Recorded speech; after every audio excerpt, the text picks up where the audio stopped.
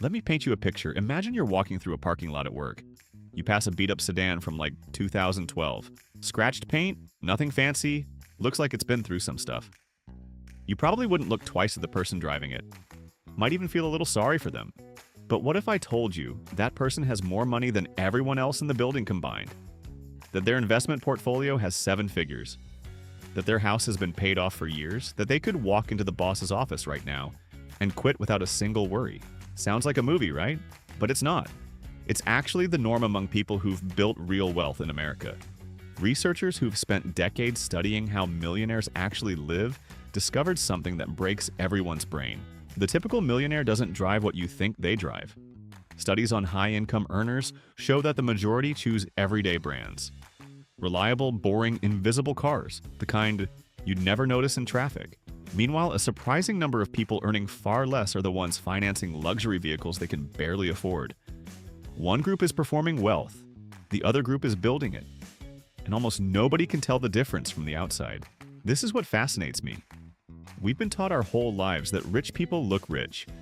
Big house, nice car, designer everything. But the largest studies ever conducted on American millionaires tell a completely different story. The vast majority built their wealth from scratch. No inheritance, no trust fund, no family money. Most of them have lived in the same modest home for decades.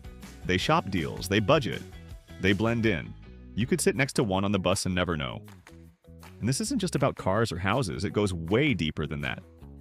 There's a psychology behind the choice to be invisible. There are real, measurable advantages to looking like you have less than you do. Advantages in your finances, your relationships, your career, your safety, even your mental health. This video is not about being cheap. I want to be clear on that. It's not about eating rice and beans and wearing the same shirt for 10 years. It's about understanding a strategy that the wealthiest people in the world have been using quietly for generations. A strategy that most people will never adopt because their ego won't let them. My name is Tomas, and I study the psychology behind financial decisions. If this helps you, subscribe and hit the like button. But honestly, just stay until the end. Because what I'm about to show you is going to fundamentally change how you think about every dollar you spend. To understand why looking poor works so well, you first need to understand why looking rich is so expensive. And I don't mean the price tag on the item, I mean what it actually costs you over a lifetime.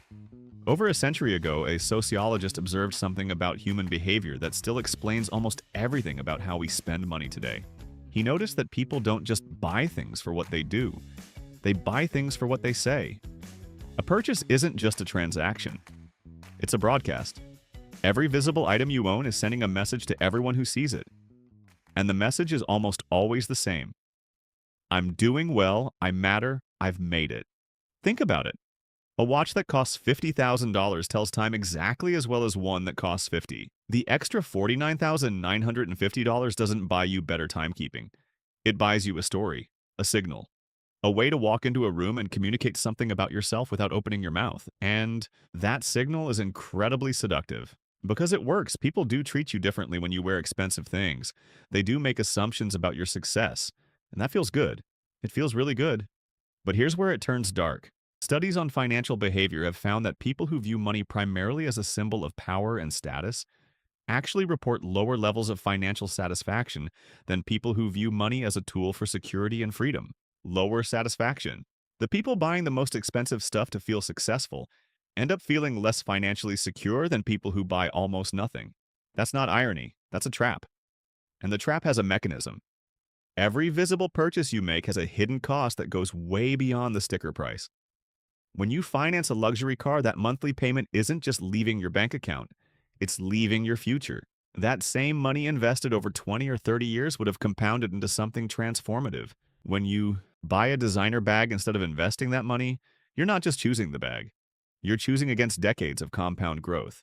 Every status symbol you own has an opportunity cost, and that cost is measured in years of freedom you'll never get back. What really got me is research showing that even after people cross the $1 million mark, the ones who built it themselves don't change their behavior. A recent study found that the majority of self-made millionaires still budget, still hunt for deals, still avoid extravagant spending even when they could easily afford it. They're not being cheap. They understand something fundamental. The habits that built their wealth are the exact same habits that protect it. The moment you start spending like you're rich is the moment you start becoming less rich. It's that simple. The people performing wealth and the people building wealth are playing two completely different games. One game has an audience, the other game has a scoreboard. And only one of those games ends with actual freedom. Let me show you some math that's going to make you uncomfortable because once you see the real price of status, you can't unsee it. Say two people buy a car. One spends $30,000, the other spends $80,000. Both can technically afford their choice. But that $50,000 difference, if you invested it instead and let it grow at an average return of 7% per year for 25 years, that gap becomes roughly $270,000. $250,000. Gone. Not because of an emergency, not because of bad luck, because one person needed a nicer car to feel good about themselves in traffic. And that's just one purchase, one decision. Multiply that pattern across a lifetime of choosing the premium option, the brand name, the upgrade, the thing that signals success, and you start to understand how people with great incomes end up with almost nothing saved. It's not one big mistake. It's 1,000 small ones that each seemed reasonable in the moment. Researchers who study wealth accumulation created a simple way to figure out where you stand. Take your age, multiply it by your annual income before taxes, and divide by 10. That number is roughly where your net worth should be if you're building wealth at a healthy pace. A 40-year-old making $150,000 should have around $600,000. If you're way below that number, it means your spending is outpacing your building, and income has surprisingly little to do with it. This is what really shifted my thinking. Someone earning a modest salary who lives below their means and invests the difference can end up with dramatically more wealth than a high-earning professional who spends everything to maintain appearances. The spending pattern determines the outcome, not the paycheck. I've seen examples of people in blue-collar jobs with net worths that would embarrass executives making 5 times their salary. Not because the executive is stupid, because the executive is playing the visibility game and losing. Every upgrade, every premium choice, every "I deserve this" moment has a shadow cost that nobody talks about. Researchers call them million-dollar choices. Not because each individual decision cost $1 million, but because the accumulated pattern of choosing status over investment is what separates people who end up with millions from people who end up with regret. And here's what fuels the whole machine. We're programmed from childhood to believe that wealthy people look wealthy. Television shows glamorous lifestyles. Social media feeds us curated images of luxury. Advertising tells us that the right purchase will transform who we are. The message is everywhere, and it's always the same. If you have money, you show it. If you don't show it, you don't have it. That belief is completely false, but its consequences are very real. Someone who absorbs that message spends their entire career maintaining a performance. They finance the car, lease the apartment, wear the brands. They reach 55 with a closet full of expensive things and a retirement account that can't sustain a decade. Meanwhile, the person who rejected that message early built quietly, invested while others consumed, compounded while others displayed. And they reach 55 with something the visible spender will never have. Options. Here's something nobody thinks about when they buy the fancy car or move into the expensive neighborhood. Visibility paints a target on your back. And I'm not being dramatic. The data on this is alarming. Research on financial crime shows that people with visible wealth are significantly more likely to become victims of identity theft than the general population. The gap isn't small, it's substantial. And it makes perfect sense when you think about it. Criminals aren't randomly selecting targets. They're choosing people who look like the effort will pay off. The person pulling up in a luxury car, posting vacation photos from Bali, wearing brands that scream money, they're basically advertising what they have to anyone paying attention, including people with bad intentions. And the sophistication of these attacks has evolved dramatically. We're not talking about random spam emails anymore. When criminals target affluent individuals, they build detailed profiles using social media, public records, and data breaches. They impersonate financial advisors, bankers, even family members. These are precision operations designed for high-value targets. And the easiest way to become a high-value target is to look like one. Americans lose billions every year to financial fraud. A massive chunk of that comes from investment schemes specifically designed to attract people who appear to have money. The wealthier you look, the more sophisticated the scam that comes knocking at your door. The person driving the modest car and living in a regular neighborhood? Nobody's building a custom fraud operation to target them. They're invisible. And that invisibility is worth more than any security system money can buy. But the dangers go beyond criminals. The social dynamics of visible wealth create pressures that drain you slowly over years. When you show up in expensive clothes, people assume you can afford expensive dinners. When you drive a premium car, colleagues expect you to pick up the tab more often.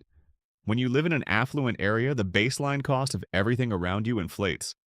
The school fundraiser expects a bigger donation. The neighborhood expects a certain lawn care service. The social circle expects a certain vacation caliber. Every visible signal of wealth creates an invisible tax on your daily life. And then there's something deeper that's harder to measure but impossible to ignore. Research on wealthy individuals consistently reveals a paradox. As visible wealth increases, trust in relationships decreases. You start wondering whether people like you or your money, whether invitations are genuine or strategic, whether your new friend is interested in who you are or what you can provide. That uncertainty corrodes relationships in ways that are slow but devastating. The person who looks average while being quietly wealthy avoids all of this. Their friendships formed organically. Nobody calculated the value of knowing them. Nobody befriended them for access or advantage. Their relationships are built on something that visible wealth makes almost impossible to find: authenticity. I think about this a lot. You can buy a lot of things with money, but you cannot buy the certainty that someone genuinely likes you for who you are. And the more visibly wealthy you become, the harder that certainty is to find. The person who stays invisible keeps something that money literally cannot replace. Now let me show you the other side. Because looking poor doesn't just protect you from bad things, it actively gives you advantages that visible wealth destroys. Start with negotiations. Every single transaction in your life is influenced by how the other person perceives your ability to pay. Walk into a car dealership wearing a designer watch and driving a luxury SUV, and the salesperson mentally adjusts everything upward. They know you'll pay more because you've already signaled that money isn't a concern. Now walk into that same dealership in jeans and a plain t-shirt, driving something forgettable. Completely different conversation, different starting offer, different willingness to negotiate, different final price. This applies everywhere. Contractors quote based on the neighborhood they're driving into. Mechanics adjust based on the car you're bringing in. Real estate agents calibrate based on what you're wearing when you walk through the door. Service providers, consultants, freelancers, they all read your appearance and price accordingly. It's not malicious, it's human nature. People charge what they think you can pay.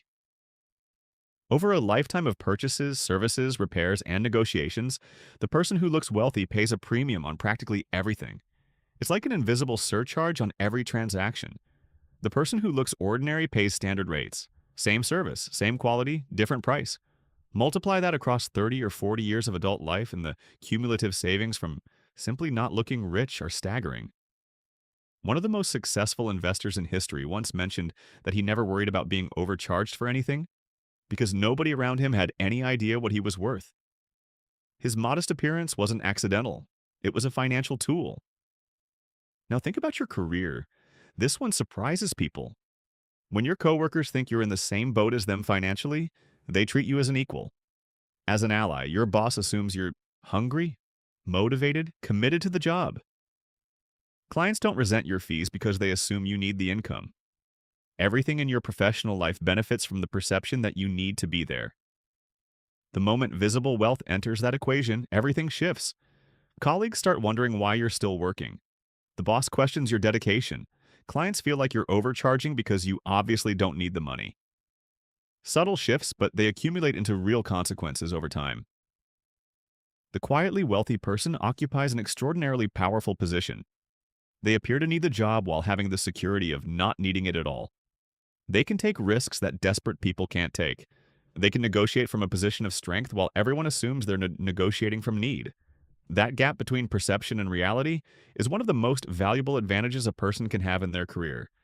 And then there's family. This one hits close to home. Research on intergenerational wealth shows something counterintuitive. Children who grow up knowing their parents are wealthy tend to accumulate less on their own.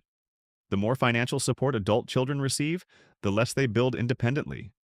It sends an unspoken message that they can't make it without help.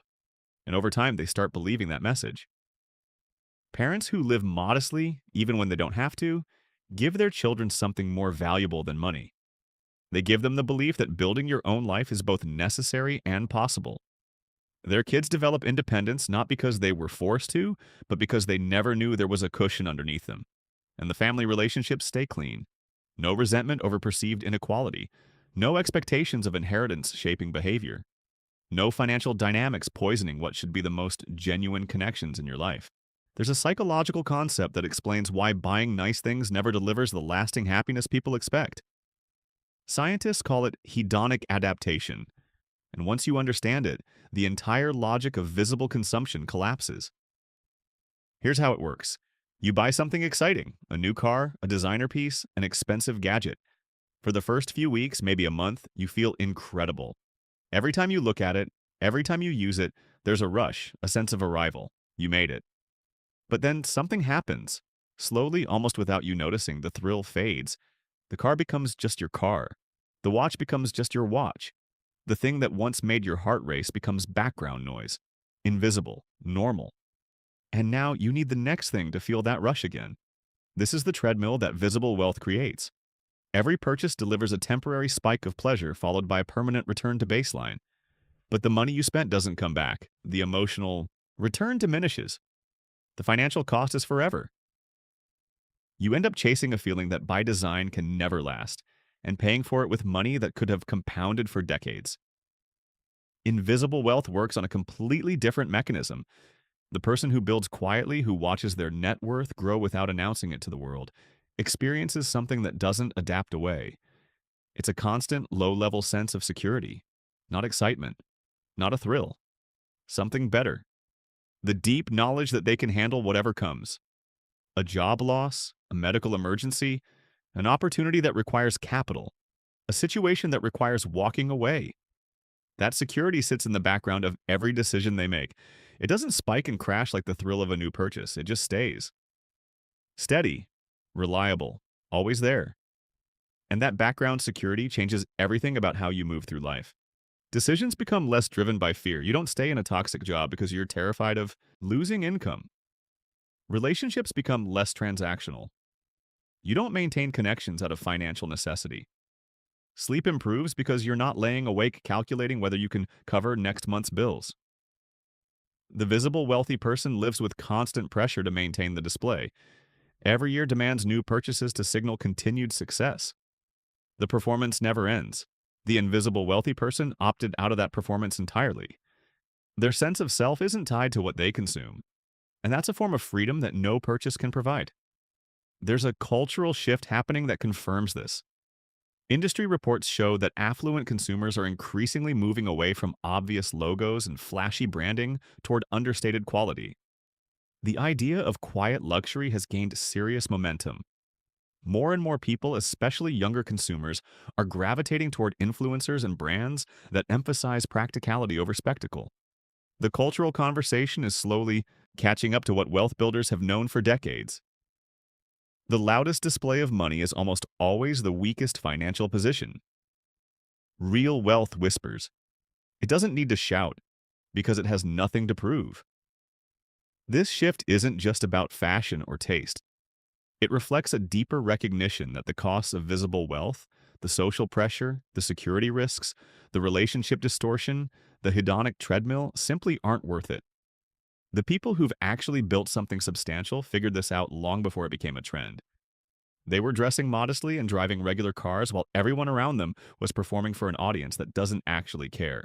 Let me close with the math, because everything I've said so far might sound philosophical, but the numbers make it undeniable. Take two people. Same job, same salary. Let's say $200,000 a year. Person A decides to live well below their means, drives a regular car, lives in a modest neighborhood, wears normal clothes, saves and invests 25% of their income. That's $50,000 a year going into investments. Person B decides to live the lifestyle their income deserves. Luxury car payments, upscale apartment, designer wardrobe, premium everything. They manage to save 5%. That's $10,000 a year, same income, same career, same starting point.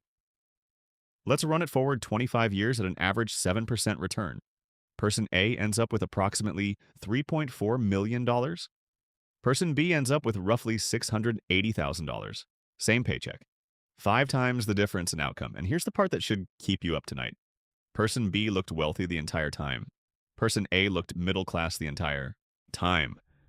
But after 25 years, person A has options that person B cannot even comprehend. Early retirement, career changes without fear, the ability to help family without stress, the power to say no to anything that doesn't align with their values. Person B has a nice wardrobe and car payments that follow them into their 60s. Both made choices every single day for 25 years. One chose visibility, the other chose freedom. And that's what this ultimately comes down to. It's not about money. It's about what money buys when you don't spend it. And what it buys is the most valuable thing that exists: the ability to choose. Think about that person in the parking lot, the one with the old car that nobody looks twice at. Their coworkers feel sorry for them, maybe crack jokes, maybe assume they're struggling. But that person could walk away tomorrow, could take a year off, could start a business without needing a single dollar of outside funding, could handle any crisis without borrowing from anyone, could sleep perfectly every night knowing that no matter what happens, they're going to be fine. The coworkers who judge the old car, most of them will work until they physically can't anymore. Not because they want to, because they have to. Because every raise they ever got was swallowed by the next upgrade. Because they spent 30 years performing wealth for an audience that forgot about it by the next morning. This video was never about being cheap. It was about being strategic, about understanding that there are two games you can play with money. The game of looking rich, where the only reward is temporary approval from people who don't actually matter to your life. And the game of being rich, where the reward is permanent freedom to live exactly how you want. The wealthiest people I've studied all figured out the same thing. The less you need to show, the more you actually have. The less you perform, the more you accumulate. The less you care about other people's perception of your success, the more successful you actually become. It's a paradox that only makes sense once you've done the math. And now you've done the math. So the next time you're tempted by something designed to impress other people, ask yourself one question. Do I want to look wealthy, or do I want to actually be wealthy? Because in almost every case, you cannot do both. One is a performance, the other is a strategy. Choose the strategy. Trust me, your future self will thank you.